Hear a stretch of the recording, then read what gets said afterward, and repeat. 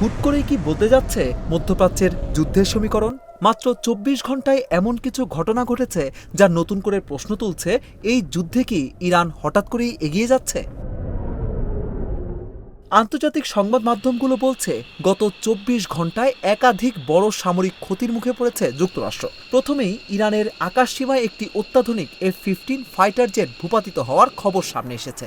এরপর হরমুজ প্রণালীর কাছে একটি A-10 থান্ডারবোল্ট 2 যুদ্ধবিমান ভূপাতিত হয়েছে বলে বিভিন্ন আন্তর্জাতিক রিপোর্টে উঠে এসেছে।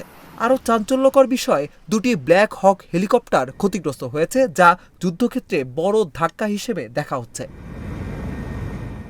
এই ঘটনাগুলো শুধু বিচ্ছিন্ন ক্ষতি নয়, বিশ্লেষকরা বলছেন এগুলো ইঙ্গিত দিচ্ছে একটি বড় পরিবর্তনের। কারণ F-15 বা A-10 মতো যুদ্ধবিমান ভূপাতিত হওয়া মানে শত্রুপক্ষের আকাশ প্রতিরক্ষা বা আক্রমণ ক্ষমতা অনেকটাই শক্তিশালী হয়ে উঠেছে। বিশেষ করে হরমুজ প্রণালী, যা বিশ্বের সবচেয়ে গুরুত্বপূর্ণ জ্বালানি রুটগুলোর একটি, সেখানে এই ধরনের ঘটনা ঘটার অর্থ সংঘাত এখন আরও বিস্তৃত হচ্ছে। গত কয়েকদিনের খবর বিশ্লেষণ করলে দেখা যায় এই সংঘাত শুধু সীমান্তে সীমাবদ্ধ নেই, এটি ধীরে ধীরে একটি আঞ্চলিক যুদ্ধে রূপ নিচ্ছে। ইরান দীর্ঘদিন ধরে তাদের ক্ষেপণাস্ত্র ও ড্রোন প্রযুক্তি উন্নত করেছে, আর এখন মনে হচ্ছে সেই সক্ষমতারই প্রতিফলন দেখা যাচ্ছে যুদ্ধক্ষেত্রে।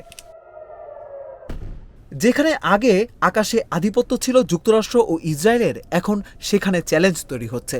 একদিনেই একাধিক এয়ারক্রাফট ক্ষতিগ্রস্ত হওয়া এটি শুধু সামরিক ক্ষতি নয়, এটি মনস্তাত্ত্বিক চাপও তৈরি করে। আর এখানেই প্রশ্ন, এই যুদ্ধের শেষ কোথায়? মাত্র ২৪ ঘন্টার এই ঘটনাগুলোই দেখিয়ে দিচ্ছে মধ্যপ্রাচ্যের যুদ্ধ এখন এক অনিশ্চিত মোড়ে দাঁড়িয়ে।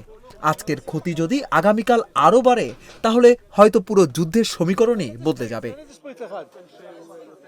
অভিষেক তরফদার, অঞ্জন, ইন্ডিপেন্ডেন্ট ডিজিটাল।